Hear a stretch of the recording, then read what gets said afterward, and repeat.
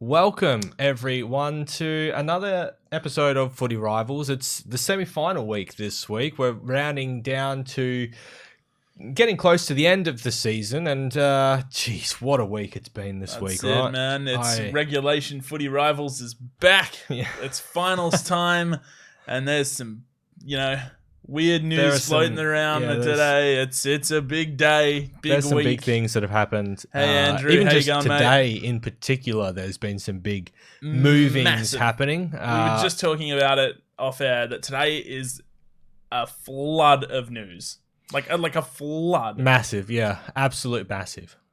Yeah, I don't. Yeah, I don't really want to get stuck into it. But, no, but this is the show. We're gonna get stuck into it shortly. Especially, obviously, the biggest news probably of possibly even the year. Yeah, it's a contender for that. Yeah. It's hard to find one that has been bigger. Maybe the Stevenson stuff. Especially within the context of where the season lies as well. That's what makes it so massive. Yeah. Anyhow, you obviously hate it. I do, yeah. But we're not getting into it yet. Yeah, we'll talk about that soon once a few more people come in and everything. Yeah. So, yeah. Now, did you say before the show that you had a question? I didn't have a question because the whole Rioli thing has distracted me. Yes, and I only just got one as I walk through the door here. So it's not really a question, and it's about the first topic that we're going to talk about in Don Pike. Right, so we'll go through the topic, and I'm sure Yeah. we'll eventually discuss whatever it is that you're wanting to discuss anyway. So first topic off the cap of the rank is Don Pike has resigned from as the head coach of Adelaide Football Club as of today. Yeah. So he's resigned. Do you...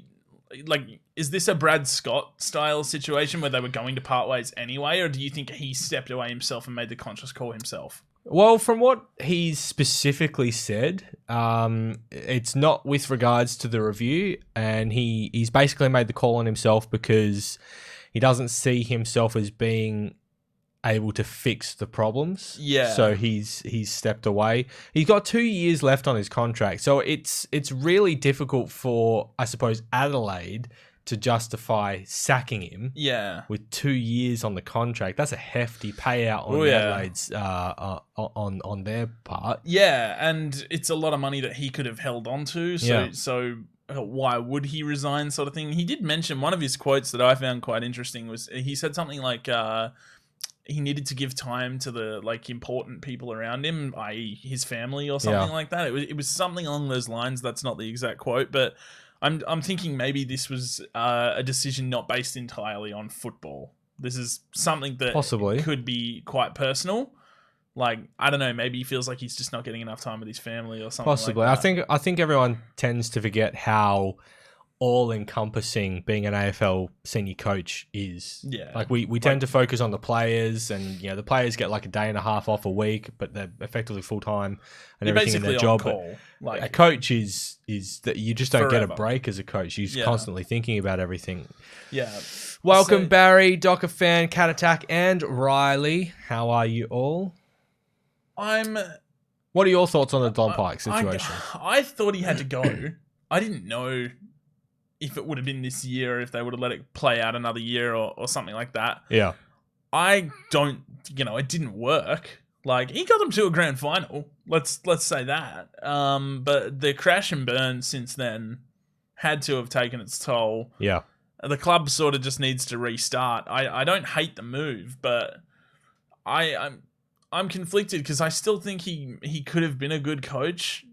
But I don't know if all their problems lie with him or with other people, maybe in the building there. I think Don Pike is probably best suited as an assistant coach, a senior assistant coach, just calling, not necessarily calling the shots, but challenging the senior coach. I think he was a really great assistant coach at West Coast. Yeah, that's where Adelaide got him from. I'm not really sure. I don't think he's been overly great as a senior coach. Now I know he was the head coach of the 2017 grand final, but I personally largely attribute that on the back of Phil Walsh's and what was happening plan. there. Yeah. Because that was their game plan was largely built on what Phil Walsh had started, and it was just a sort of evolution of that. Yeah. And then after 17, their game plan was completely found out. Yeah. And so he had to then go and change it. And he's almost making it on the fly a little. Yeah, the change in the game plan since 17 has just completely failed. I will say that I do think their list is overrated massively.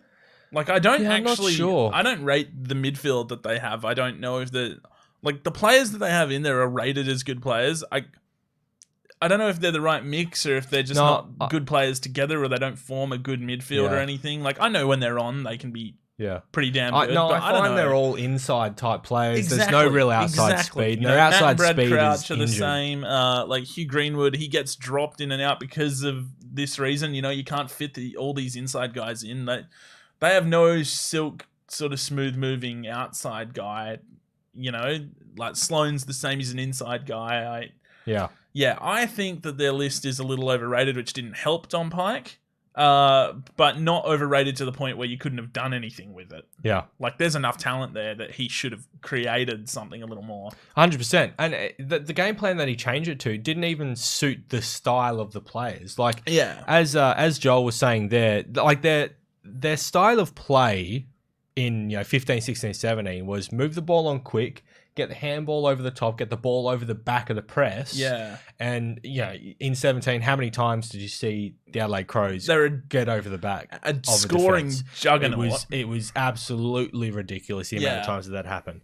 But in, over the last couple of years, the Crows have gone from that over the back goose type style. Yeah. Even last year. Yeah. In just chip the ball 15 metres, 15 metres, 15 metres. And you need a really high skill level to be able to do that for one. Yeah. You need a huge amount of patience too.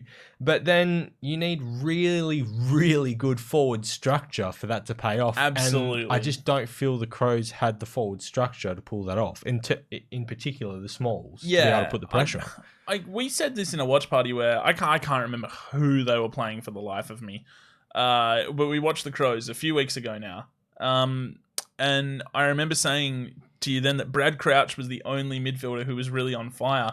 And he was really reluctant to be the guy that pulled the trigger to send them inside 50. Although he should have been the guy. And it was like they didn't know what their role is within the midfield. They were sort of stuck. They didn't know where to go. Like Brad Crouch is getting the ball. He could force a deep entry. Instead, he's handballing off to someone like, Ellis Yeoman, and he's a classy user to the point where he should be able to hit targets 100%. As well. But there was no confidence at any stage throughout the year from the Crows to be able to enter the 50, and I think that actually falls on Don Pike. That does.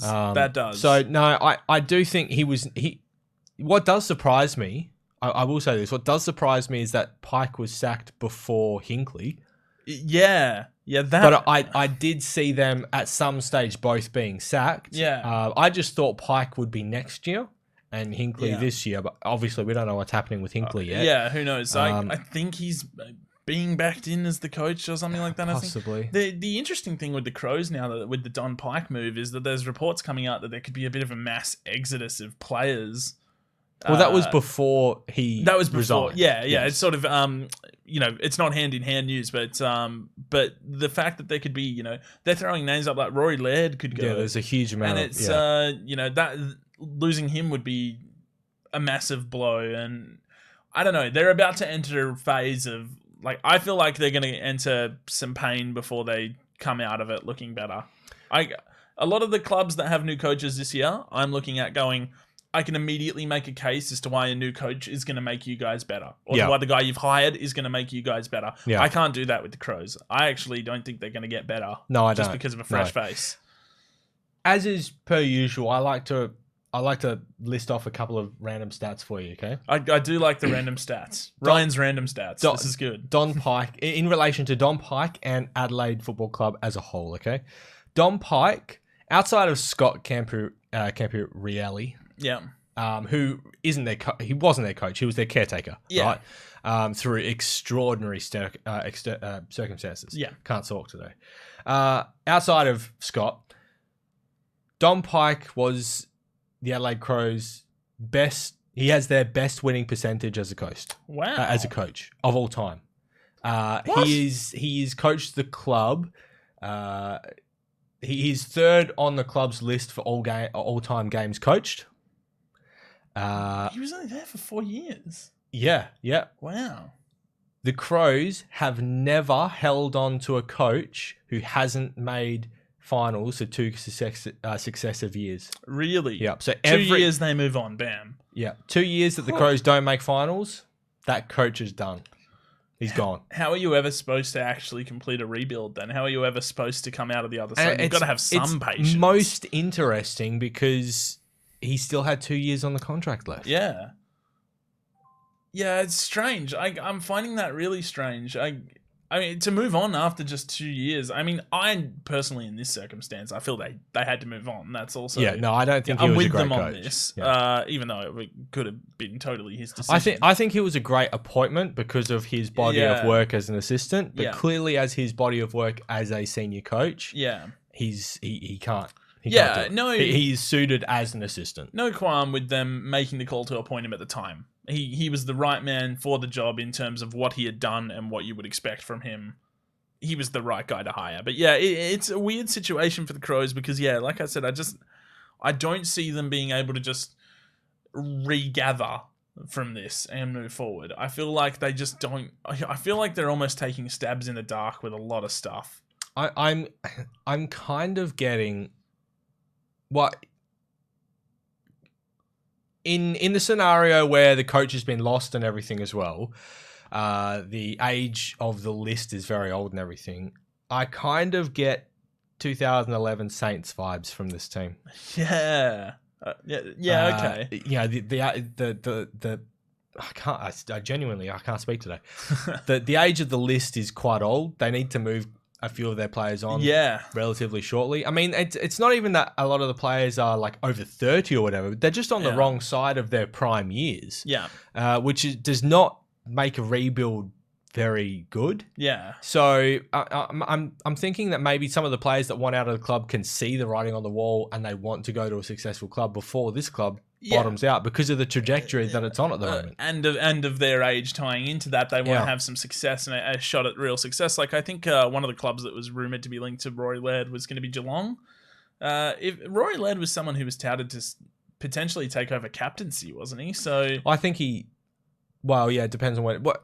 In saying that, a lot of the rumours with a lot of the Crows players wanting out and everything, they are just that. They're rumours. Yeah, because there's obviously a lot of turmoil going through the Crows at the moment, and the media for the last 2 years have been having a field day on this club. Yeah, it's which the club is its own. It can only blame itself because it has pitted the media as the number one enemy. So of course the media is just going to come out and attack you like all crazy.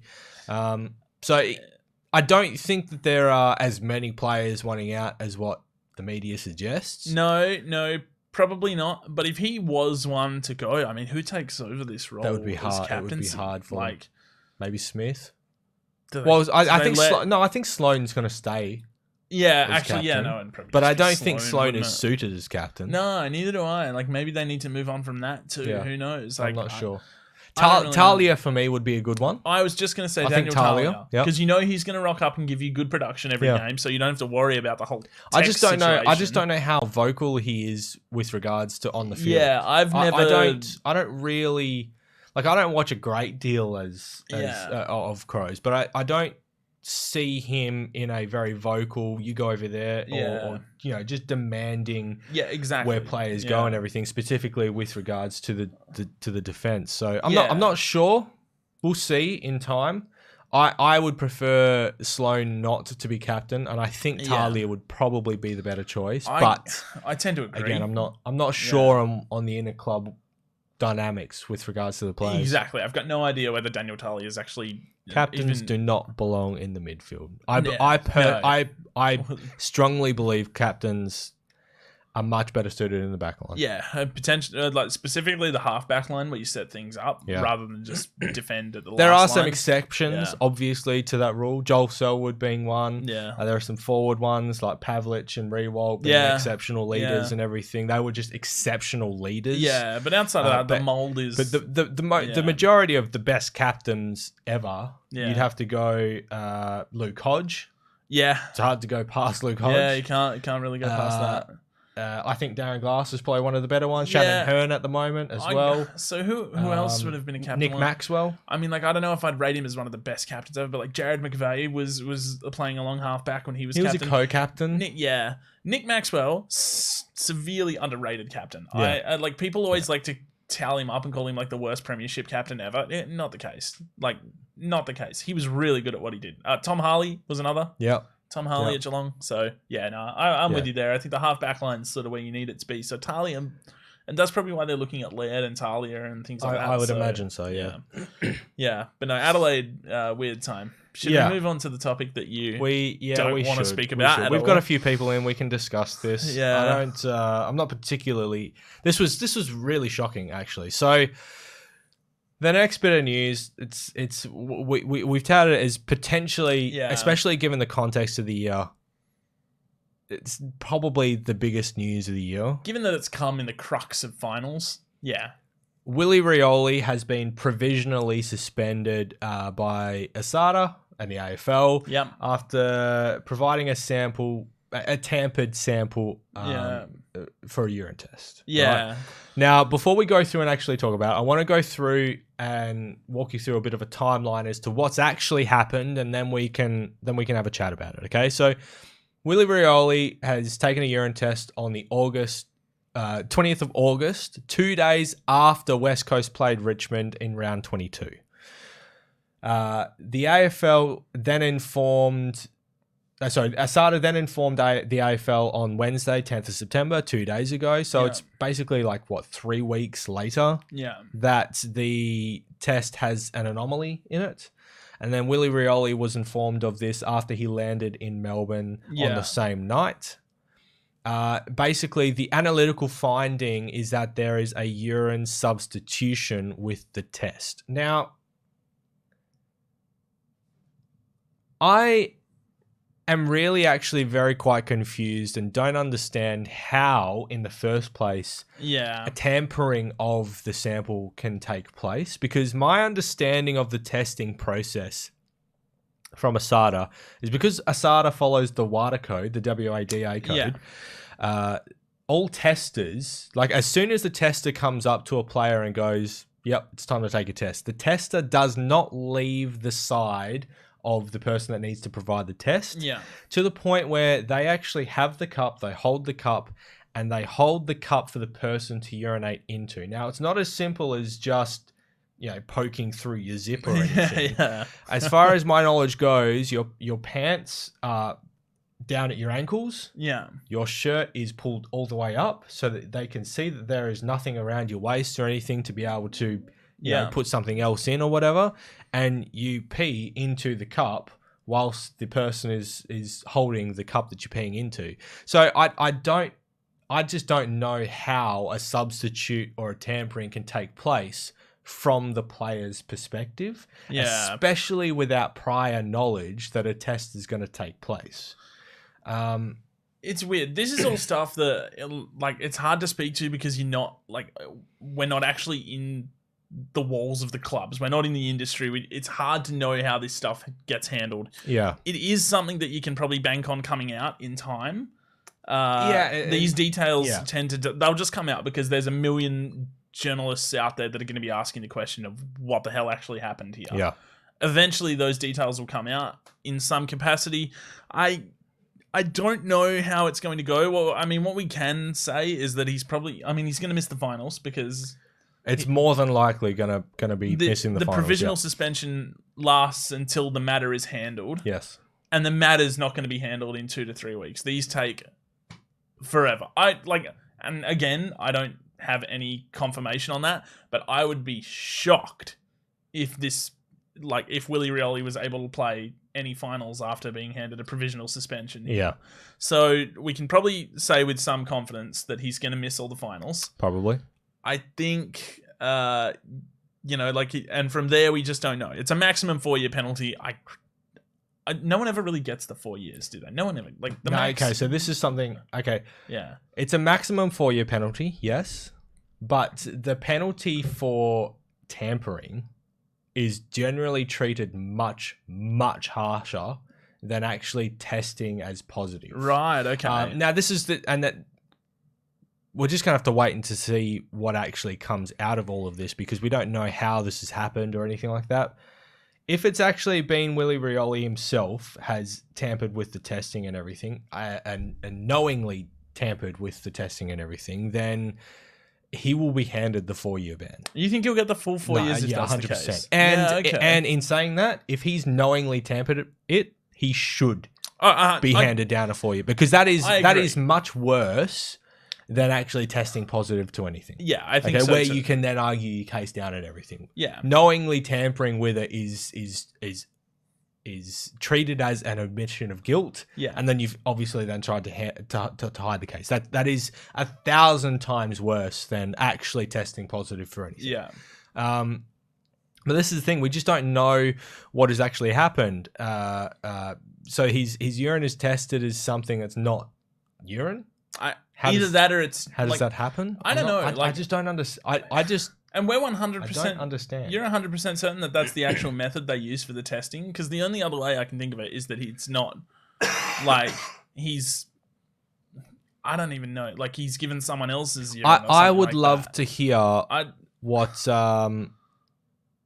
I would love to hear from the ASADA what their testing process is. Yeah. And if in any way this differed from that process. Because if this differed from their normal process, this is on ASADA. Yeah. And they should be retesting or something like that. Like if in any way ASADA has approached this testing in any different way, in any compromise, then that's their own stupid fault for allowing that in the first 100%. Place. And that'll come to that conclusion. However, if the testing has happened that is within their normal regulative process, then that then falls back onto Willie Rioli. I was talking to someone today who said one of his mentors, someone in relation to his mentor, who plays professional sport and gets testing from ASADA and everything as well, is basically saying that you can actually provide a faulty testing just from drinking like too much or being too hydrated or being even not hydrated enough. There's a sort of sweet spot that you can do that. Otherwise it comes back with like an anomaly in the testing and everything.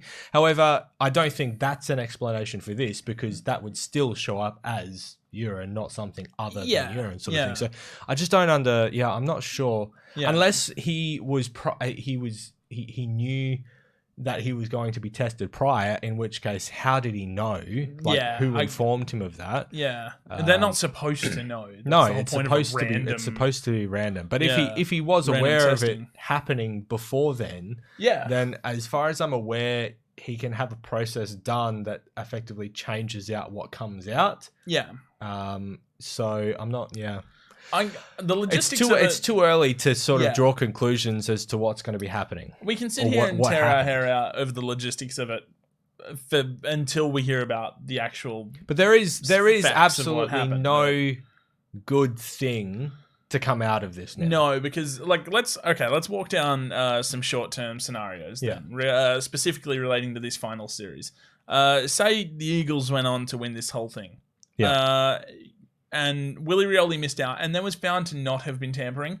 That's awful. No, I would personally walk down to AFL or ASADA headquarters and demand what have you done? There'd be West Coast fans would just be a lynch mob. No, they'd be a lynch mob. I don't even think it would be just West Coast. I think the AFL as a whole and its community would be like, how have you let this happen? This is not okay. Extremely upset. So if that's the case, that would be extremely unfortunate. That would be, yes. Let's, but okay, even shorter term, I want to know from you, like, what does it do to West Coast? You're the West Coast fan. You know the team. You watch the games. You listen to them. From what I understand, what does this do to them? The team itself, like the players themselves, I don't know about Simpson, but the players themselves, like, love Willie Rioli. Oh yeah, he's to popular. The point where this hasn't just devastated. Like there was a report, that Willie Rioli's mindset at the moment is not great. He's really bad, and the club's actually really worried about him right now. The players themselves are in sort of a similar state. They just, it's complete shock. Yeah. Because he's such an integral core to the group and gets along with pretty much everyone there. Yeah. It's quite affected everyone. It's placed my belief in the game tomorrow that West Coast I was pretty confident in West Coast beating Geelong, where I'm not so confident now. This really evens the playing field. Geelong, and it's not just like if Rioli was injured or whatever and he came out of the team, I'd still be fairly confident. It's a big loss, but it's just the emotional impact. That this is going to have. Yeah, this is going to be having again on the though. team. Like West Coast have been tested like this before and responded positively, and if they come away with a win here after this emotional wreckage around them, that's going to be like it's going to end up. Being a weird circumstance where actually it's going to turn out to be an extremely positive benefit for them. Because if they come away with a win here, then they are going to be boosted heading into the prelim. You would think so. They are going to be feeling like nothing can touch them. Yeah. But Geelong has their own injury worries, which are actually we'll get into the teams later on, but that kind of evens this out a little, but Willie Rioli's importance, like we were talking about it off the air, it can't really be understated. His importance in team structure is massive. Yeah, huge. But I'm more concerned about the emotional impact it'll have on the playing group as opposed to his structural impact on the game and on the group and on the systems and stuff. I mean, they bring in Petruccelli. So in terms of system, you change a little, but you still have talent in that. You retain the speed, but you don't retain the skill. Yeah. You don't retain the efficiency at all. But yeah, I don't know. It's actually, if anything, it's just made me really way more interested to watch this game now, which I was already interested. It's semi-finals. You can't not be interested. Yeah, it does. It provides another story with tomorrow's game. I'm really eager to just see the response by the Eagles. If Geelong can capitalise, it's at the MCG. There's so much going on in that game particular now that and that's going to dominate pre-game hype. It's going to dominate pre-game shows on Channel 7 and everything like that. Yeah. It's all going to be about Willie Rioli. So bring it on, man. I'm really keen to see how West Coast are going to and we will see over the coming weeks as to what all unfolds with regards to, even in the coming days. I'm sure we'll find more information as to what has happened. Because all the journos, everyone's going to be asking all the questions. journos in the country are going to be asking everyone questions. Everyone's going to be asking questions. Aussie says, "Does it take the pressure off Nick Nat?" How? Not really. I don't think he was feeling much pressure anyway. So. No, Nick Nat's fine. He's fine. He's pretty good. Moving along, that was a big topic. That was a big topic. Another big topic that happened at the start of the week, which really took, I think, the entire footy community by surprise. Tragic. Danny Spud Frawley passed away earlier on in the week after a car accident. It's very sudden. Yeah. And I think because everyone, or mostly everyone, knows who Spud Frawley is through the bounce and just through Triple M and his workings through the media and everything. He's just such a lovable, bloke. You can't not like him. He was the kind of bloke that would let you take the absolute piss out of him. Yeah. He would take it, cop it on the chin, not go and try and rebut it or anything. But he would always have the last word in just getting a quick back at you sort of thing. And that was the best thing about the, on the bounce between him and Dunstall was that Dunstall would go at him, he'd go at Dunstall. It was a brilliant sort of spiff off of each other and everything. But you had him as well as just such a heart and soul St Kilda man as well. Yeah. Who throughout the 90s, especially the early 90s and everything, was perhaps one of the only players in the team that was genuinely trying every single week. Absolutely. That was any good. And he was their longest serving captain before Rioli as well. Yeah. Yeah. I was at so this happened on Monday, didn't it? Yeah. It happened on Monday. I was at the local footy league here, the Peel Football League's awards night, like their vote count and everything like that. That was on Monday night, so I was at that, and it dominated the conversation. Yeah, it showed just how thick that he was in the AFL world. You know, like everyone knew Spud. Everyone had, you know, some memory of watching him on TV, or either as a player, either as a media figure. That like everyone felt some form of connection to him. Yeah. So and it was really touching. Like even at the end of the night, I think the MC gave like a, you know, we'd like to take a minute just to, you know, recognize the passing of a great AFL figure. So yeah, like it was just news that totally shocked the entire AFL system. It's not like it was a Jim Stein's type event where everyone kind of knew it was coming. It was just a matter of when, sort of thing. Yeah. Or a lot of the players or older players that are coming towards that kind of time. Like you had Polly Farmer earlier on in the year, only a few weeks ago actually. This just completely came out of nowhere, and especially after he's had a huge body of work with regards to mental awareness and stuff like that. He's put in a huge body of work. Helpful figure for that cause. Yeah, helping players after their careers are finished. He was the president of the AFL Coaches Association. He was just a massive figurehead within the AFL. And it was rattling. Like I was, you know, at work, so I'm on my computer checking Twitter because it's what I do at work. But, you know, and it broke that a figure had passed away in a car crash, an AFL figure. Then the rumors circulated for roughly about an hour and a half that it would be Danny Frawley, and then they were confirmed. And it was just, you know, for that whole time from when it broke to when it was confirmed, it was just a flood of people hoping that it wasn't true. Yeah. But 99% of the time, those things are true, unfortunately. And on every single social media outlet as well, there has been absolutely nothing but love for the man as well. It's been a brilliant thing to sort of see. Like, because a lot of the things like Facebook media and stuff like that, you get a lot of toxic people just come out of nowhere and start shitting on people and everything. But it hasn't really been like that for this, which has been brilliant to see. Yeah, it's been pretty unanimous. The support has been unanimous, and everyone's been very aware of the family and how they would be struggling too. So, that's. I don't really have too much more to say on the topic. It's just very tragic. No, yeah. But we do remember him, and I would enjoy seeing a lot more bounce sort of segments with him in it. I genuinely love the fact that the AFL themselves is genuinely considering making the Golden Fist an award for defenders. Oh, 100%. That's awesome. It's long overdue, and he's been the only person advocating for a defensive award. Yeah, you know, because you've got the Brownlow, which is the best player in the competition, but it's just the best midfielder. You've got the Coleman. But you got nothing recognising defenders, and this is what for the last 5 or 6 years, the Golden Fist has been the only award that's recognised, and it's just it's a media award. I wouldn't even care if they just called it, defensive player of the year or best defender, then had the trophy as a Golden Fist. I'm all for awarding defenders and calling it like the Danny Frawley Award. Yeah, no, I think what it'll happen, because they tend to just award medals. It'll probably be a medal, and it'll be the Danny Frawley medal, which will be the most defensive player. I'm all which for I that. would absolutely, or not the Danny Frawley, just the Frawley or something. Like, hey, you got the Coleman or the Brownlow. Frawley medal, just the Frawley medal. Yeah. Even if they called it the Spud Frawley medal or something like that, I'd be happy with that.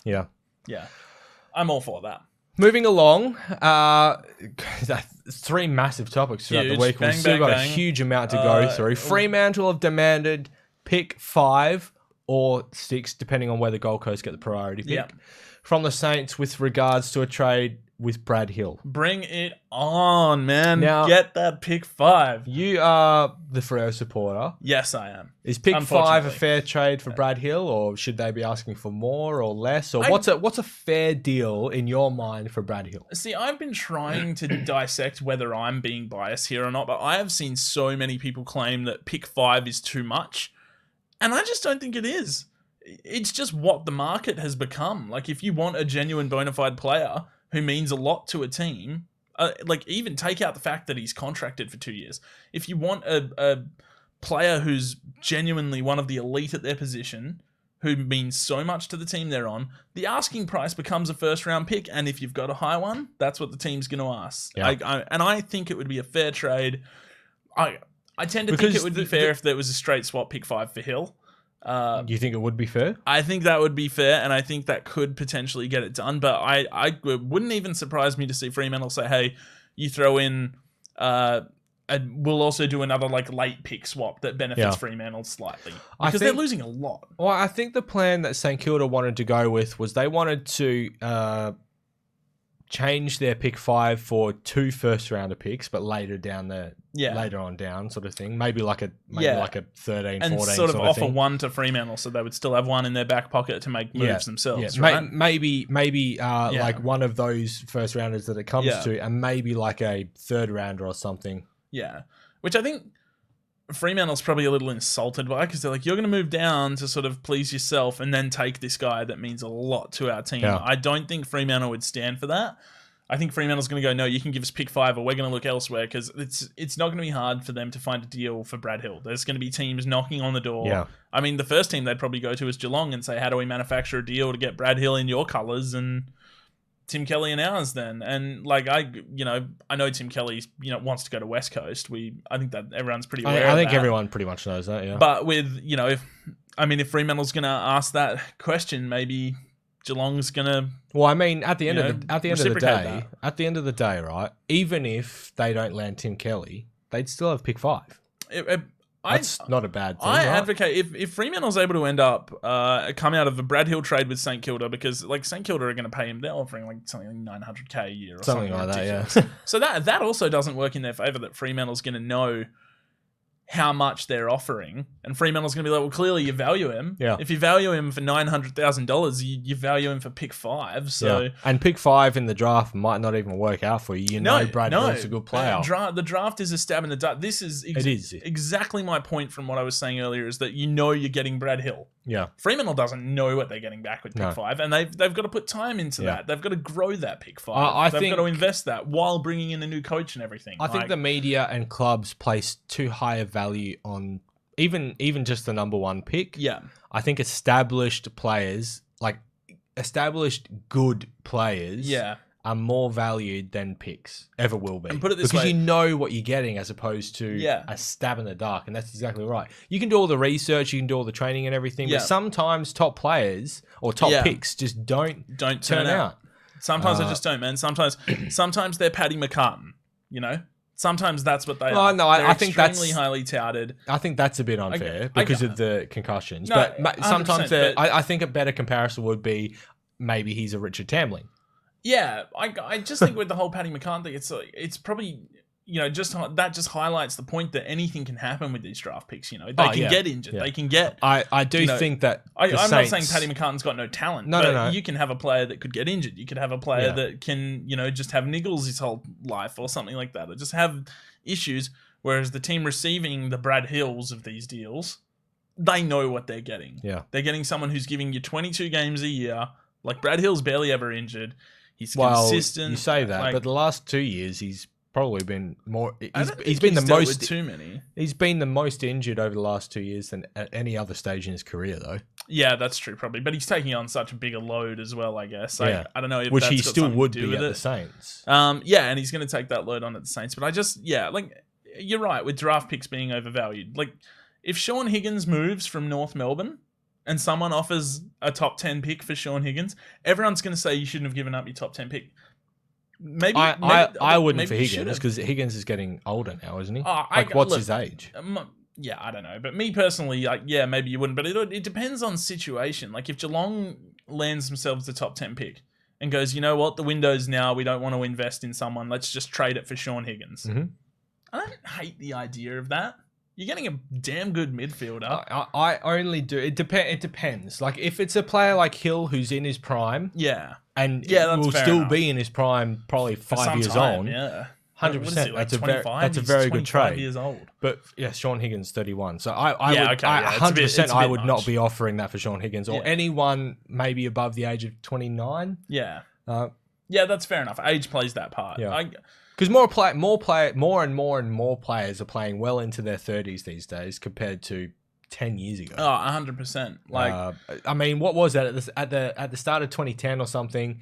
The media and even clubs themselves were saying that players were probably it's probably one of the last eras that we'll ever see 300 game players. I reckon we see more 300 game players every year now than we've ever seen ever. It becomes in the competition. A total thing. And that's they contributed it because of the more high demands of the AFL football these days. But in terms of the improved strength and conditioning, exactly, the improved exactly training, players can go on for longer. To circle back quickly to the potential of a Tim Kelly deal, I think if Fremantle can come out of a Saints trade with pick 5, have pick 6 themselves already, and also the rights to get Liam Henry as an academy prospect, then I don't know if they should actually go and get Tim Kelly. And that's no disrespect to Tim Kelly. He's a great player. Yeah. But you're planning for the future. You'd get a string of guys that would all prime around the same time as Brayshaw and Chera are supposed to be priming, and it's like, hey, life after Nat Fyfe not looking so bad now that we've just invested so heavily in the draft, and we can, but in saying take that, these picks. We can go back to what you just said before, and that picks aren't guaranteed. Can be a stab in the dark. Tim Kelly is going to be guaranteed. He's 23, 24? I think he's 24. Yeah, right. So even by the time that Brayshaw and Chera are coming into their primes, Kelly is still in his prime. That's true. That's true. So it would be silly to pass on him, depending on what they can sort of give up. If they didn't end up with Tim Kelly, if they did end up with Tim Kelly, I'm not going to complain. It's excellent. That's awesome. But yeah, I don't know if you need to sell the house for it. No. Yeah, I agree. Yeah. Sean Burgoyne has re-signed with the Hawks for 1 year. Yeah.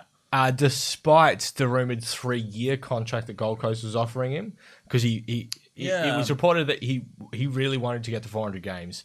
The 1 year contract gets him there, I think. I think so. Yeah. Which is good. Yeah. And to be perfectly honest, he could probably keep playing for the next 4 years, I reckon. Hey, man, he looks fine. And I wouldn't put it past Sean Burgoyne to actually take what was possibly only just 2 years ago thought of, Brent Harvey's record being untouchable. And say, hey, I'm going to have he a crack might at actually this. get there. Yeah, and potentially. I mean, the longevity in Sean Burgoyne is impressive in itself, in the fact that he's massive. Just, considering what he dealt with a decade ago with the knee injuries and stuff, to where he is, that's unheard of. Yeah, it's crazy. And I'm super happy he's actually going to stay at Hawthorn. To me, it just says that he wasn't ready to go to a club, and he wasn't prepared to go to a club that's just going to need him to be the leader and show everyone and do the Hodge thing. The Hawks need a leader as well. So the Hawks are in a kind of they're in a similar situation to the Suns, not in terms of that the Suns are still completely rebuilding their club and everything, but the Hawks have actually got quite a young list now that need leadership to come through, and Burgoyne meets those requirements at the Hawks exactly as though he was going to meet those requirements at Gold Coast. Yeah, I mean, don't get me wrong, the Hawks still have a bunch of guys that can be leaders. I mean, Gunston, Shields, Bruce, and that they've all been there, done that.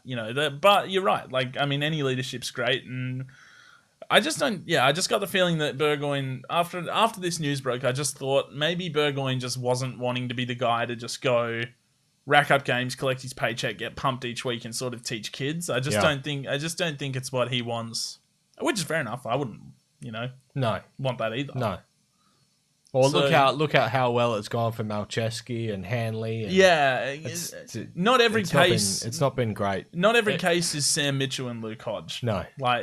Even Jordan Lewis hasn't been that great. No, he hasn't been as lauded as Mitchell and Hodge. Yeah, exactly. Do you blame? Like, you're living up to a legacy of Mitchell and Hodge. That's pretty hard to live up to. Exactly. So. Yeah. No, good move for Burgoyne. I actually like him in the Hawthorn colours. It would have felt wrong seeing him in different colours. Yeah, it would have. Yeah.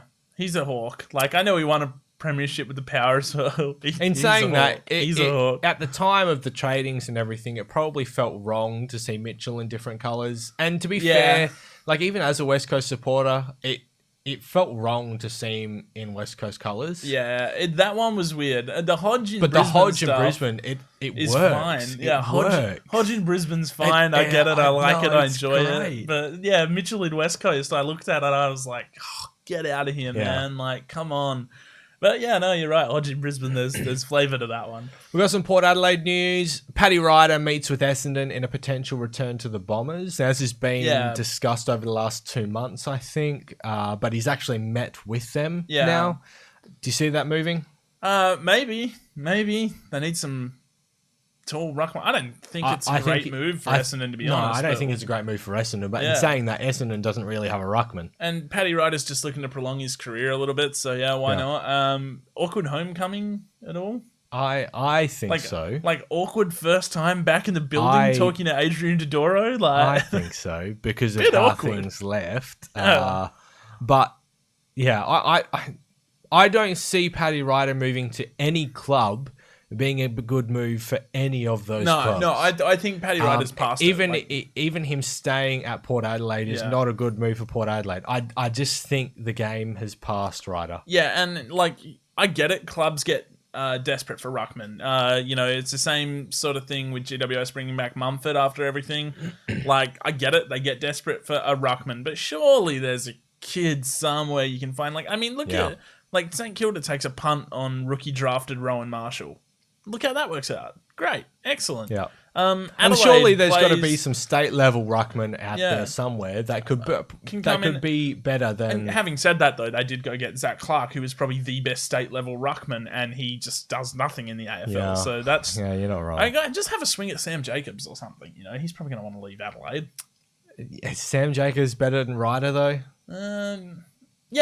Yeah, I think Sam Jacobs could offer you more than Ryder. I mean, he's probably still half a decent ruckman. It's just I'm not going to play him ahead of Riley O'Brien. I mean, you say that, but I don't think he is. Maybe. And I don't think he has been for a couple of years now. Yeah, maybe not. Maybe I'm just like, I really liked him in his prime, and then I haven't watched much Crows games at all for like 2 years. So maybe I'm giving him maybe I'm letting him off easy. He hasn't moved well. The Danaher thing, Aussie, will come to in just a second. We've got one more thing to go through before Danaher. Tom Rockcliffe, he's got to undergo a third shoulder reconstruction. Yeah, this one was so he's going to be missing pretty much all of the preseason. Again. I mean, he's just coming to the end of things, isn't he? Like, I think he's touching 30 now. He still gave us some excellent performances this year. And a lot of people, still loved him for their AFL fantasy. But I don't know. He just seems like a guy that's coming to the end of it, which is a bit sad because he was so good at Brisbane when they were so bad, and then he moves and Brisbane get good, and the team he goes to becomes bad, and it's just really unfortunate. I don't think he's ever. I don't think he's been great since maybe 2015. Yeah, I'd say about that. I think he's been on when Zorko started to take over at Brisbane. And he was dealing with shoulder injuries and everything at the end of his tenure at Brisbane anyway. So I actually don't think he's dealt with the shoulder injuries well, which has then caused his form to taper off. I can see a Tom Rockcliffe retirement coming. Not this year. Not this year, but not far off. No. I think maybe next year. I think it's close. But without a preseason under his belt next year, he's going to come into the year underdone, and he's going to struggle again, and he'll end up being dropped a few times. And it's just going to be an inconsistent year for Tom next year. With a Port Adelaide team that really, if they are picking Tom Rockcliffe over the kids they've got on their list, then nuts to them. That's dumb. I think that they should be playing, even Willem Drew, Zach Butters, guys like that should be getting games ahead of Rockcliffe anyway. Probably. Even if they're not as good, just try it, see if it works for the future. Because Rockcliffe just is what he is, And he's not a player of the future either. No, yeah, exactly. Like he's not going to be someone that's going to be there. You've got to plan long term. He's not going to be there long term. No. Yeah.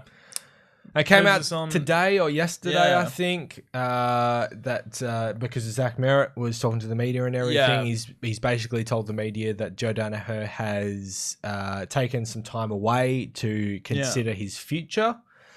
It's looking to me more and more likely that Danaher is going to leave the club. Yeah, maybe not necessarily go to the Swans, yeah. although I think the Swans are the front runners because they were the other father-son club that he could have gone to. Yeah. And they're also, the whole Tom Harley meeting thing, signifies the Swans. Yeah. But it is looking more likely that he's leaving. I'm not a doctor, so I don't know how he's going to come along, but I would personally really love to see Danaher go somewhere else, get the fresh start that he kind of needs, get his body right, and become a force again. I love Joe Danaher when he's up and about. He's a great player to watch. And I think it'd be cool to see him on the same list as Franklin for a few years. So this is a question that I want to ask you.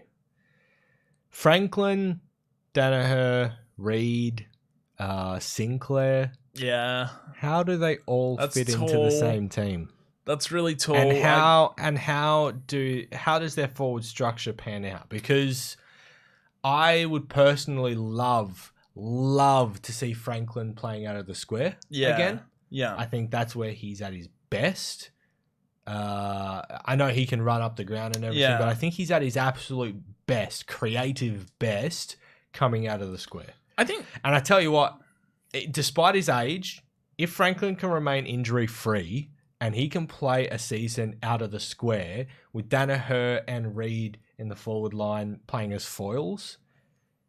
There was a question that was asked, will we ever see 100 goals kicked? Oh, yeah, he could do it, man. He could do it playing in that kind of role. In that capacity, with that kind of support. In that capacity, yeah. I think you could play them all together.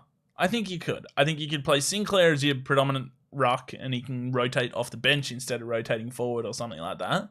You can play Buddy deep. Danaher can get up the ground if his body's right. All of this depends on whether his body's right. Yeah. If it's right, he can get up the ground and be damaging and take really good marks and be that kick into Buddy. And Sam Reid, he's good enough at the ground. He doesn't take up too much space. Sam Reid plays wherever they need him to play. He can play in the forward line as a second ruckman. He can then swap in and out with Sinclair. He can play as a swingman down back and play as an intercepting. Maybe that's something along with Leo. Yeah, maybe that's something they look at. Sam Reid has made a career of getting out of the way of other forwards. Like, whether it was Kurt Tippett, whether it was Franklin, I feel like Sam Reid's only ever the main guy when they're injured. And he knows exactly how not to get in the way. So I think he'd be fine. I think that'd be a really actually deadly mix of talent. If they could get it all motoring. My only concern is if Danaher does go to the Swans, they effectively have 3 injury-prone tall forwards there then. Yeah, also Hayek's has just raised a really good point. Nick Blakey as well came on very strong in his first year. Yeah. He's quite big. I know he's agile too, but you probably wouldn't want like that. Actually, no, I'd be playing Nick Blakey as a high half forward, medium-sized forward, like what LaCroix was at West Coast. Yeah, that just still makes me wonder whether I don't know how tall he is though. He's pretty tall. Yeah, big, tall, lanky guy. So, that makes me wonder. But that's a good problem to have. You can never have enough tall forwards. So if Sam Reid doesn't play, Sam Reid doesn't play. So what? Maybe the Swans are the club that'd make that decision. Maybe. Yeah. That moves us on to Toby Green. It does.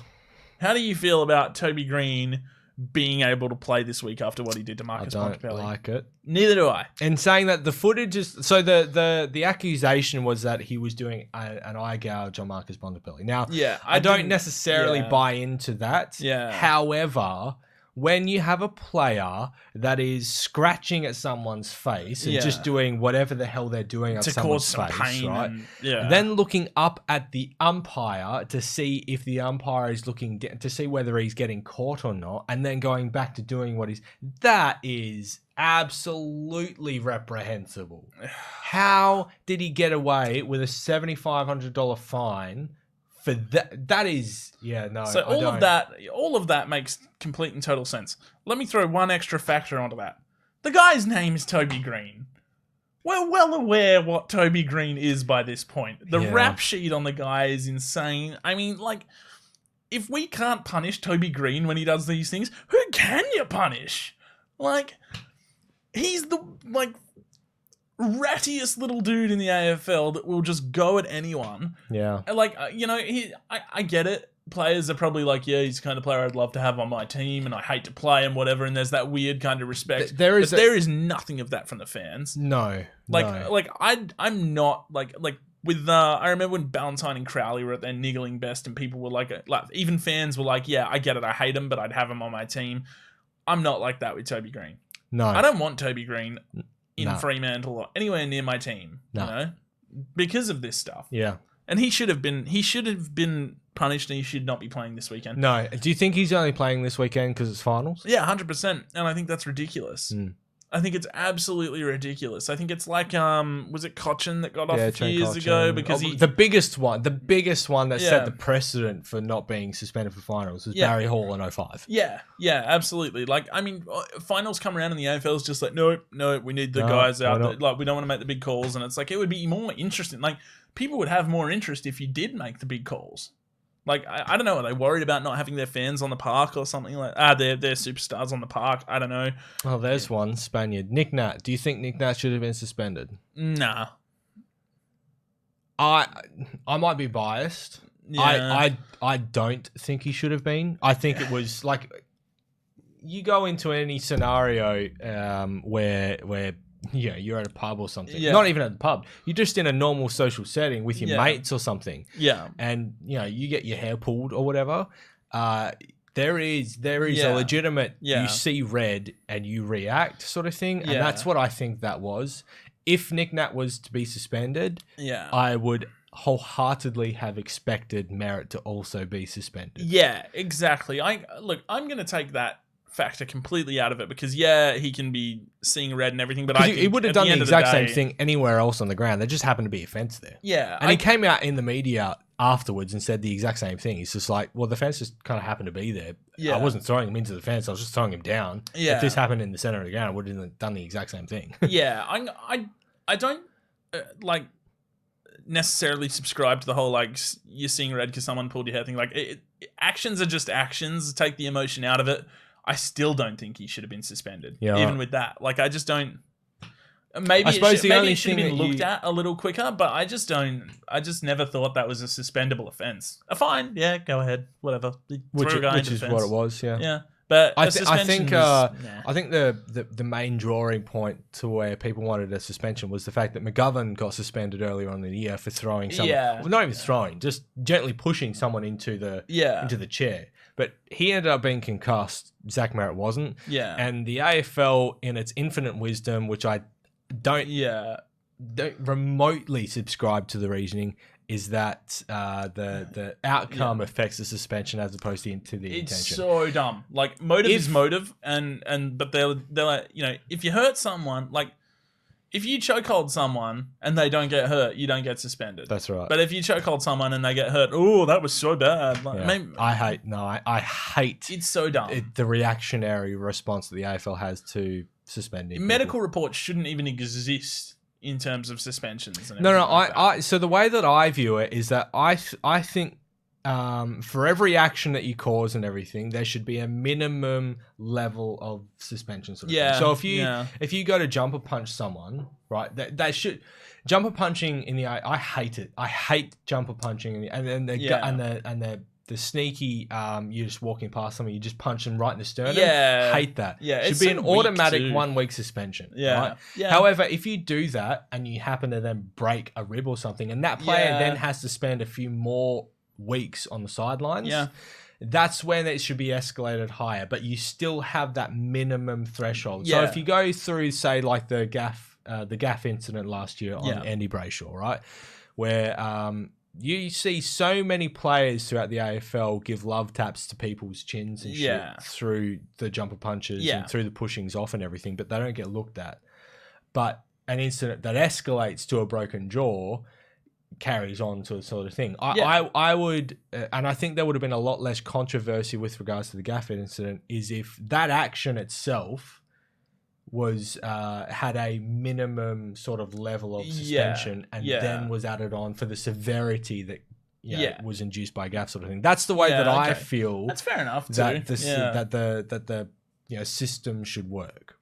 Yeah, I can subscribe to that. Like if you take a swing at someone and just happen to miss, you should be suspended for that. You took just because you missed and didn't cause injury. That's tough. I mean it just means your suspension is lessened a bit, but you still get suspended. You can't just swing at people. The fact that we're not suspending people for that, or that we're not suspending people that they might say someone takes a swing, miss, doesn't get suspended, that's almost causing like more to come from this. It's inviting people to continue to do it, and that's ridiculous. Yeah. No, I don't agree with it. Yeah. Jordan De Goey flies to Germany in a bid to fix his hamstring. I didn't know about this. I missed this totally. So we know that De Goey is. We know that De Goey's had some hamstring problems in the back half of the year, right? Yeah. He came back for the game for the qualifying final. And to my understanding, I didn't watch it, but to my understanding, in the first few minutes, he pinged his hamstring. Yeah. He wasn't ready. Yeah. So he's gone to Germany to fix up his hamstring sort of thing, to try and fix them up. But he's racing against the clock here. Oh, totally. I don't expect him to play even come back for a potential grand final. Yeah, I don't think I think he should be done for the If they get to a grand final and he comes back and plays, that's what, a 2-3 week break? Yeah. 2, I think. Considering 3, considering the issues that he has with his hamstrings at the moment, it's not enough of a break for him to play a grand final. Because if he does come into a grand final and pings it again in the opening minutes, pies it down for a rotation the entire game, and that is detrimental to them then. I tend to think we won't see Jordan De Goey in the final series again. I wouldn't imagine so, but in saying that, we've seen worse things happen. Yeah, we have. We've seen stranger things happen. Yeah, we have. But if this guy's going to Germany to get everything fixed, like that tells me he's in some trouble. And when you're in some trouble like that, you're probably not going to play. Which is a shame. Like, he's the kind of guy you want in the finals. Like, totally.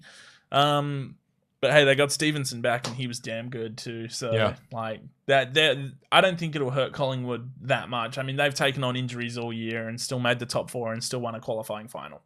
Collingwood will be okay. Yeah, they should be anyway. Yeah.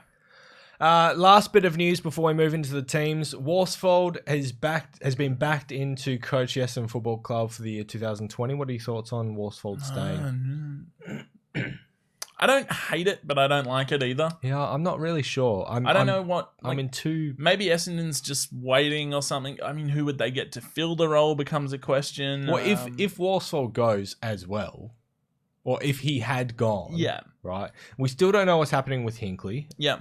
And there are some pending rumours that if Chris Scott does go out in straight sets, that he may also be gone. Yeah, which would be insane after just winning a minor premiership. But I don't think it's insane because Chris Scott has not done anything with this list. I think that situation sounds insane. Yeah, I'm with you like that. But I don't think he's capable of getting like the flag in 2011. It was his first year, and they were still the powerhouse Geelong. Yeah, anyone could have coached that. But since then, like his finals record is terrible, atrocious. What are they probably they've won like the 3 of their last 10 or something 11 like or something that. Like that. Yeah. So if he does go out in straight sets, it just proves that his game plan is good for home and away. Yeah, sucks for finals. Yeah, which is evident. Like we've said this all year. They've limped to the finish line anyway. Like, but we have all year. We've said that Geelong might be the team to. If there's a team going out in straight sets, it's going to be Geelong. Yeah. Although having said that, there could be 2 go out in straight sets. Like Brisbane could lose to GWS. Could totally. Yeah. But it's at the Gabba. I do think. Yeah. See, I don't know. I had complete confidence in GWS last week. Yeah. I thought they'd get the job done. But I don't have complete confidence in either of those teams this week. Yeah, it's. But in saying that, if Brisbane does go out in straight sets, it's not a big. It's a hugely successful year for them. it's a big deal for Geelong to go out in straight sets. Brisbane can go out in straight sets and have a great Mad Monday. Yeah, Everyone be 100%. laughing and be happy and be like, huh, we're still super young. We'll come back better next year. But do you think so? Worsfold stays at Essendon. Worsfold. Sorry. Does Essendon, like they finished 8th, can they do better next year? I think they'd do worse. I think Essendon would get worse because I think they were the team in the 8 that shouldn't have been there this year. Yeah. And I don't know if you can pull that off. They did nothing again. in 2017 final series. Yeah, I don't know if you can pull that off again and just sort of get into the 8. I mean, maybe you can. If Danaher stays, I think they can. Yeah, and plays well. Yeah. Totally. If he goes, I don't know what they do with their forward structure. It depends on what their plays are in the off season. But there's not a whole heap of what, there's not a whole heap of what you can do to address that straight away too. Like that's a problem that key forwards. If a team's got one, they're probably not letting them go. And if you get one in the draft, I think they're going to be young. Is Jenkins? I think Jenkins. I mean, that might could be on something. The way out. Jenkins McKernan forward line actually sounds half decent to me. You've got not that he's a player that you would bank a forward line on. McInnes at West Coast could potentially be up. Who else would there be across the competition? I don't really know. Just a bunch of young guys, possibly. Or basically on the fringe kind of players. Yeah, I don't know. There's not a whole heap there. So yeah, Worsfold being there isn't the worst thing. He got them to the finals this year. And they're a bad team. So, great. Good work. Good job. I don't know if much will change. I don't know if much gets better. I don't know if much gets worse. I think their midfield gets a bit deeper. Probably. A bit more experience. Which McGrath came on really well. Probably helps their forward entries. Yeah. Which we had spoken at length about in the watch parties that we've seen of Essendon, that their forward entries. Which is a ridiculous amount of Essendon watch parties. So, we know Essendon well. We do, actually. Yeah. But so we're going to move on to the games. Yeah. Big finals time. Games. Semi-finals. It is do or die from here on out to the grand final. Win or go home, That's man. Right. And, Friday night at the MCG. Geelong's home ground. Geelong versus for the West Coast. Few weeks. Geelong versus West Coast. Friday night footy. The winner goes on to take on Richmond at the MCG. So the prize isn't great, but it's still you'd be alive. Mm-hmm. So Geelong's ins and outs. Ins, they've got Cam Guthrie and Reece Stanley, who was a late withdrawal last week. Yeah. And Cam Guthrie was an omission last week, wasn't he? He was, yes. Out goes Gary Rowan and Mitch Duncan. Gary Rowan, you can lose him and be okay. Yeah. Mitch Duncan. Wow. Man. That's Mitch Duncan for me is actually more important to this team than Dangerfield or Selwood or Kelly, because he just provides so much stability in that side. He'll give you everything all 4 quarters. Dangerfield will pop up for a quarter, 2 quarters, and be absolutely on fire. And then it'll just be average for the other it quarters. Reminds Same me, thing as Kelly. Yeah. It reminds me of what we were talking about with West Coast and how we were saying Shuey is just 4 quarters, man. He's great 4 quarters. Yo might be 2.5 enormous quarters. But Shuey is the 4-quarter guy. And Mitch Duncan is the 4-quarter guy for Geelong. He's a really big loss for that team. I totally think that's a massive For West loss. Coast, in comes Petrol Jelly. I love that name. And out goes the aforementioned Willie Rioli for the foreseeable future. I actually probably would have preferred Jared Cameron. A lot of people would have preferred come in Jared for Petrocelli, because a lot of people. He not only does he offer the same speed that Petrocelli does, but he offers a bit of the class that Rioli has. Yeah, I think it's a more like for like. This is shaking up, man. This game, I don't know how it's going to go. I was very confident in West Coast. I was very confident in West Coast before the Rioli thing. Yeah. Now I'm not so sure. Not that Rioli has a huge amount of structural importance on this team. Yeah. but it's just the emotional weight that the team's going to be carrying into this game. Now, whether they can either go one of two ways. They can come into this game and just be like devastated and just not emotionally invested in the game at all. Yeah. Or they can come out and be like really switched on because they really want to come out and fire up for Rioli and play very well. And if they come out like that, Geelong are no chance. Yeah. But if they come out just completely deflated, then Geelong will roll them. They're a professional mob, man. I'm back in West Coast. I don't see this being a close game at all. This is going to be a blowout one way or the other. It just depends. It purely depends for me which West Coast side comes out. Yeah, to be honest, like if Mitch Duncan was playing, I might back Geelong, but I'm not going to back Geelong. I'm going to back West Coast because I'm like, you know, when you're a Freo fan and you don't like watching West Coast have so much success, you do actually come to realize that it just kind of happens. It happens all the time. And this is going to be one of those things where all the people who want West Coast to lose this game are going to be circling. They're going to be like, hey, Rioli's gone. You guys have lost all this momentum. This is going to be emotionally devastating. And West Coast are probably going to come out, put on a really supercharged performance and win the goddamn game. So I'm backing West Coast. I hope so. I'm backing West Coast. I hope so. Because I see them being the team that's a professional unit that's professional enough to go out and not let this derail their season. I think Geelong, for most parts of the year, coming up against the dominant ruckman, have been torn to shreds. Yeah, that's true. Yeah, and Stanley's not going to be able to run with. I mean, you could. Round one against Collingwood.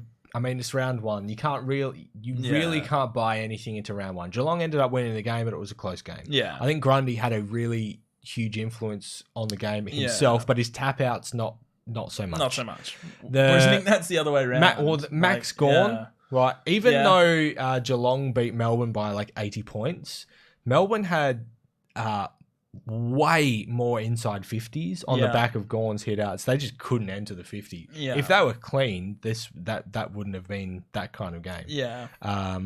And every other dominant ruckman that Geelong have come up against, they've been towelled up in contested possessions and clearances for pretty much all of the year. And like, how many times have we said this year that Geelong doesn't like dealing with pressure? No. West Coast is going to bring pressure. Hopefully. I think they will. I think they brought a ton of it to the Essendon game. So who has a better chance to beat the Tigers, Geelong or West Coast? West Coast. West Coast for mine. West Coast has a better chance, but I'd still back the Tigers in that game, particularly with the Rioli news. But I can at least envision in my mind a world where West Coast beats Richmond in the prelim final. I cannot envision a world where Geelong wins that game. No, I can't either. No. Can't. And it's specifically for the point you just said before. Geelong don't handle...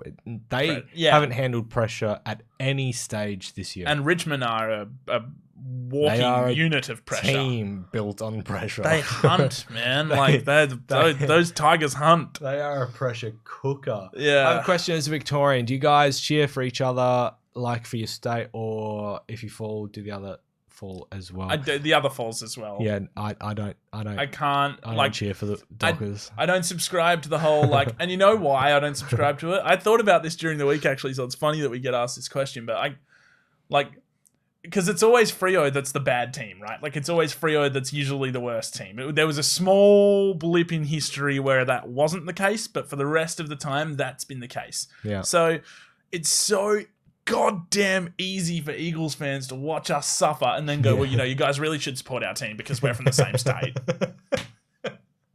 And every time an Eagles fan says that to me, and I tell them, like, no, I just can't do that. Like, I just can't. The rivalry is too strong. They look at me with this smug look and they go, well, it's the same state. And it's like, man, you're killing me. Like, my team's shit, so I got to jump ship and support the team that's good next door. Well, no way. At least you'll be supporting a good team. So, like, my point in case. So, yeah. But I have facts backing up that statement. You don't. So, yeah, no, I can't support West Coast too much. Although I will say this though. I'm pretty confident in 2013 that a majority of West Coast supporters were probably barracking the Dockers on to get their first flag. Yeah, and I don't think that's going to happen the next time they make a grand final. I think it was just happening because everyone was a bit like, "Hey, this is cool." It was These their guys first. have sucked for so long. It was their first. Yeah. They had a really good opportunity. They ended up blowing it up in the end. Yeah. I don't think that amount of goodwill will happen next time because Freo blew it the first time. Exactly. I don't think it will. And like, to be honest, I don't actively. And to be fair, I kind of like that Freo are just never going to win a premiership. So this is why I can't support West Coast. But like, I don't actively barrack against West Coast. I've never been the guy that sits down at the TV. I don't go against them, but I just don't cheer for them. Yeah, exactly. I'm kind of neutral, and it comes down to like if they're versing Collingwood, which is a team that I really enjoy to watch at this time in their history, then yes, I will barrack for Collingwood. But if they're versing Geelong like they are on Friday night, I'm just probably not going to barrack for anyone and just hope for a good game of footy. Yeah. But I'm going to go with West Coast. West Coast is my tip. Who's your tip? West Coast. Okay. But it's an apprehensive tip. Yeah. Yeah. Do the Crows? Yeah. Crows and Port Adelaide have the biggest rivalry in the AFL. Yeah. And I think they have for the last. Their fans want blood. Hey, like Freo and West Coast fans on game day don't get along, but we don't want blood. You know, I don't feel like we have the hate between fan bases that the Crows and Port Adelaide do. Not anymore. We did after the gaff thing for like 5 But minutes. I think a lot of that contributes to the fact. Well, not even that. I think that faded away after the mid 2000s. Yeah, I think so. And I think that's predominantly, like. I feel like the West Coast supporters. I don't know what it is like for Freo supporters, but.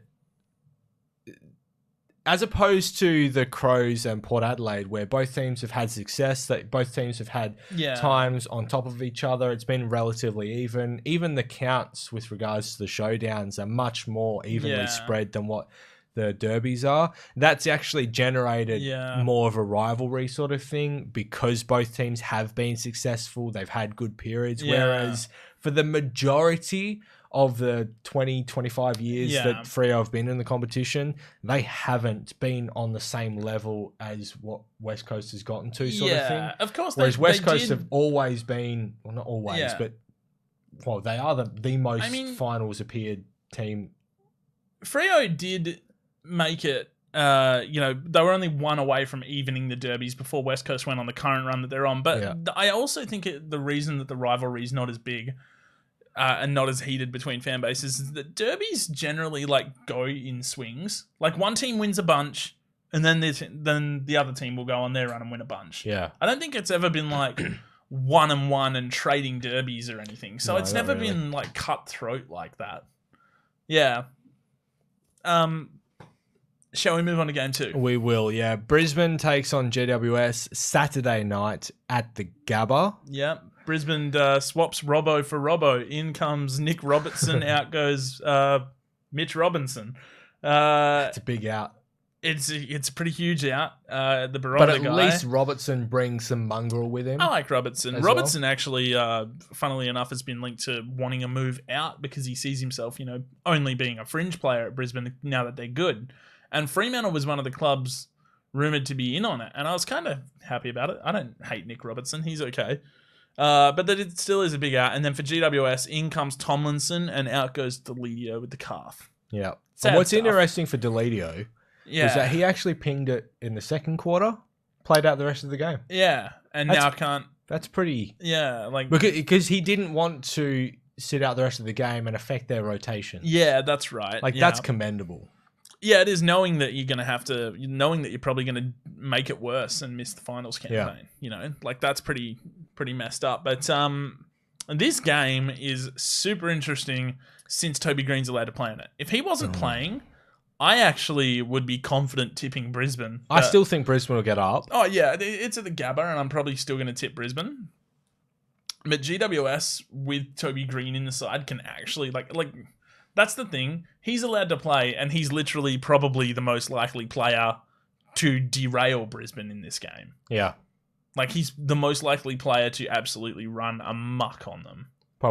Probably, yeah, because you'd think that Andrews takes Cameron out of the conversation. They'll have a good duel. That's going to be a good duel. Yeah, that's probably the duel of the game. The game. Yeah. The midfield duels are... Who kicks Brisbane's goals, though? Like, they have such an even spread of goal kickers, which is great. Yeah. But, like, what's happened to Hipwood? Well, they were totally kept in check. He's completely fallen off the map, hasn't he? They were totally kept in check by Richmond because Grimes did the job on Cameron again. Yeah. So Cameron, like, maybe he can get away and kick a few goals, but Hipwood... He's just fallen off the map. He has. And I don't know how he gets back on it. Who's going to take him in this game? Like, he'll have, like, Phil Davis, man. Like, Phil Davis is not going to let Hipwood score too many goals in a final. No. I'm actually... You know what? I'm going to go with GWS in this game. I think GWS... They're a good chance. I think they're a really good chance. So I'm going to tip them. The only reason I'm tipping Brisbane is the fact that it's at the Gabba. Yeah. Which is huge for them. If this was played down at GWS, there's no contest. The midfield battle is going to be pretty great. I mean, Zorko, Taranto, Neil, Kelly. Josh Kelly's playing. He's been playing. Yeah. So Neil, he's been playing Kelly. Since the last round. Yeah. Neil, Kelly, Taranto, Zorko, and then, just a bunch of other guys on each side that can actually play. This is going to be a very good game, I think. Yeah, I'm going to go with the Giants. I think they'll cause the upset and then probably get destroyed by Collingwood the next week, maybe.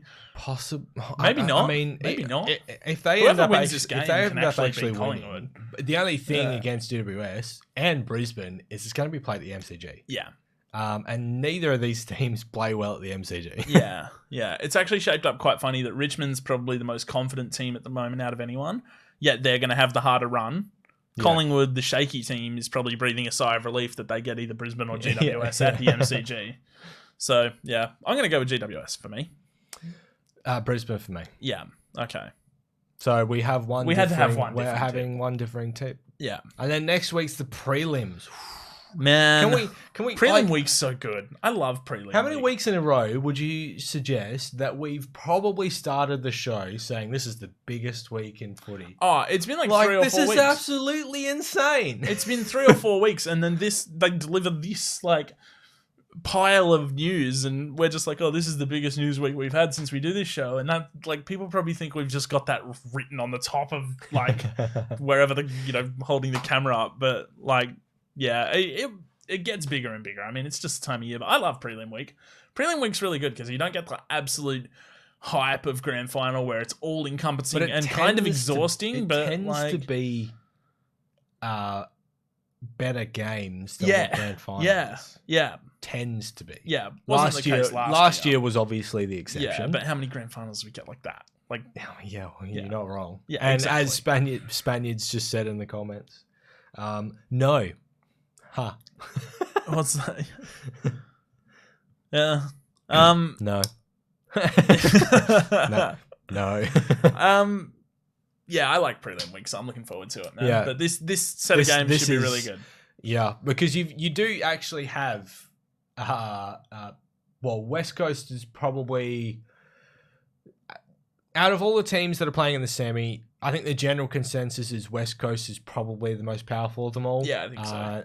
And the most likely of all 4 of them to go into grand final. In fact, I think that's an easy thing to say. Yeah, like I think you can say that with comfort. Yeah.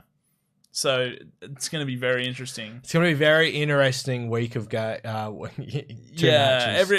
And the unfortunate thing is, I can't watch tomorrow night's game. And through the Discord where people will be talking about the game and everything, I'm really in two minds as to whether I just want to know the result or whether I want to come home and get on KO and just watch the game unfold. Dude, just turn every device off and wear earplugs all night. Yeah, I'm not sure. Like, it's so worth it. Because I kind of need my phone throughout the work day. Okay. So that I can see addresses and stuff for work and whatnot. So it's going to be really tricky. That is tough. It's going to be really tricky to just try and stay footy silent, especially if people come into the store and just give me spoilers and stuff. God, so that I'm sucks. really nervous. It's finals. every game is do or die. Yeah. Speaking of the Discord server, you guys should all get on and join it for semi-final week. It's getting really fun with the more people that join and the more we talk about footy during the weekend, and you know, you might be missing a game and you sort of get this nice little reminder from someone to go and check the stats because something insane's happening. So yeah, jump on the Discord. It's good fun. I think that's us for this. It's been a big week. Yeah, man. We spent majority of this episode actually just talking about news as opposed to the games this time. Yeah, I know. So. It's semi-final week. Yeah, it's massive, insane. massive. But yeah, thanks so much for joining us again, guys. If you did like the video, you know, leave a big thumbs up, subscribe to the channel, keep watching. We'll be bringing you season reviews. We didn't upload any season reviews this week, partly because as you've been hearing throughout the show, I've been coughing throughout the show. I was quite ill at the start of the week. Yeah. And Joel's on holidays at the moment, so his schedule is a bit messy. Yeah. We are bringing them next week, though. That is a guarantee. Yeah. Kangaroo? No, the Saints. No, I did the Kangaroos. We've released the Saints. Okay, so the Kangaroos is so the Kangaroos comes out on Monday. Yeah.